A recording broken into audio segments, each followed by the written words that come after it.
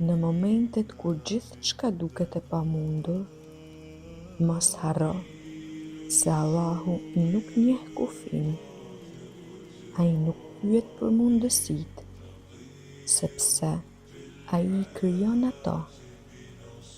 Aty ku njerëzit dorëzohen, Zoti fillon të veprojë. Mos I thuaj Zotit, kam një problem të madh, por thuaj problemit tënd, kam një Zot të madh.